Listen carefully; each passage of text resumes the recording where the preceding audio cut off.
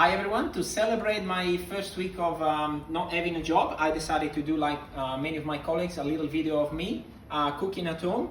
I haven't been doing much this week at all I've been doing was cooking, drinking, got a bit of a gin and tonic here actually, and I'm going to show you a recipe which is really simple, but with a little trick. So what we're going to do is pasta al pomodoro, or as we call it in Australia, pasta with Napoletana sauce.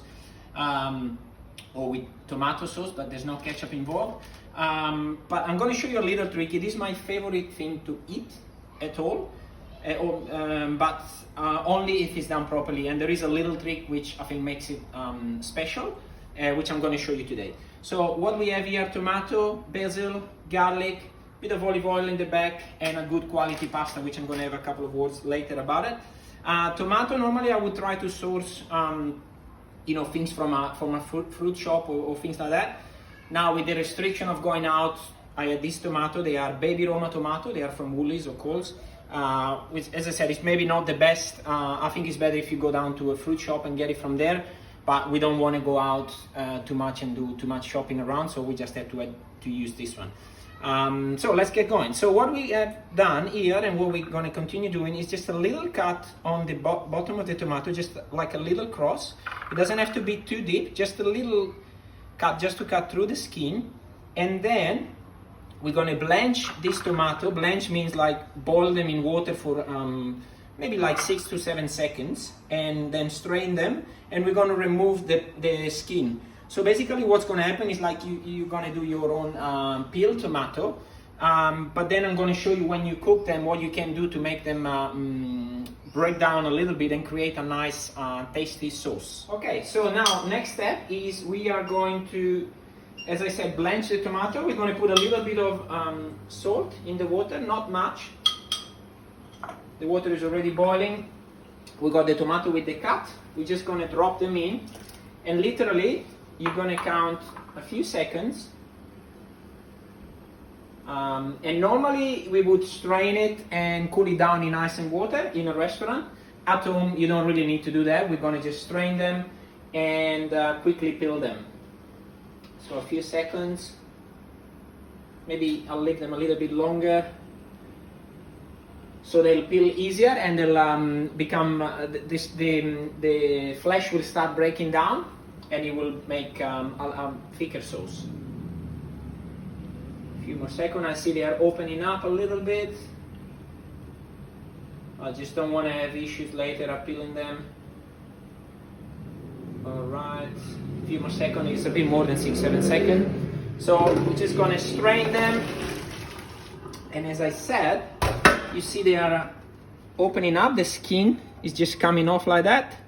So we're just going to peel the skin off and just... Okay, so now we are going to make the sauce. Very simple again. A little bit of fresh garlic. In this case, I like to use the garlic in camicia, as we call it, which means we're just going to, with the knife, we're just going to smash it like that, just a little bit, so that you get the aroma of the garlic, but then it's easy to remove. We put the pan on the stove, little bit of olive oil, just let it gently warm up. In the meantime, while this one warms up, we can start cooking the pasta. Now, I said before, first of all, remember salt in the water when you cook pasta. If you still think that you start cooking pasta with cold water, stop watching this video, and please don't be a friend of mine in Facebook or any of the social media. Obviously hot water. On the pasta here we're using tonight is mancini, turanici. This is a special wheat. It's like different type of wheat to the normal one. As you can see, the pasta is a lot darker. Look, good quality pasta makes a lot of difference. This pasta, this is an Italian producer, and is the only one that produces his own wheat and make the pasta with the wheat that he produces. So we're gonna just drop it, family of 3, so a good amount, in salty water. This one, they will take a long time. Normally just stick to the cooking time that you see on the package. So the little tomatoes, you can see they are quite no skin and they are starting to break down, which is beautiful. That water that you see that is just coming out from the tomato, you really want to keep that water. Olive oil in the pan. When the olive oil is warm, we're just going to put the garlic in like that. This is very simple, but you know, I'm sure a lot of people at home don't do this process. So the tomato, basically, the garlic, we're just going to let the oil gently infuse. We're going to put a bit more heat.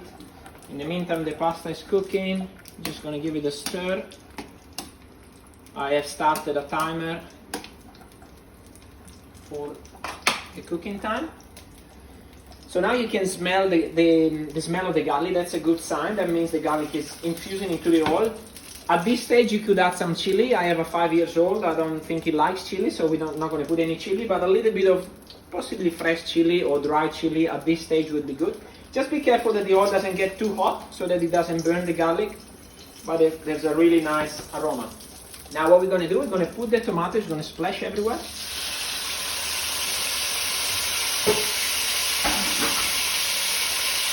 And see that water, the liquid that came out is now going to reduce together. The most important thing, the trick now here is to let the tomato break down. See, like this one, they are broken down. And you're going to let them break down even more. So that creates like a little sauce in the pan, and then will help stick together with the pasta. So we're just going to cook them like this, and just let them go slowly. See that? Come closer. You see that liquid is coming out. A bit of the seeds are coming out. This is like very tasteful liquid. I'm just going to put a little bit of salt. If you like anchovies, for example, you can add an anchovy here. But as I said, chili would definitely be a good thing. Now the pasta should be cooked. We're just going to taste it. Perfect. I love it. This pasta is very flavorful. We're just going to strain it. We don't need to keep any of the water in this case, although a little bit will be in there, so it's probably not a bad idea. As you can see, the sauce has been cooking slowly. Can you come closer?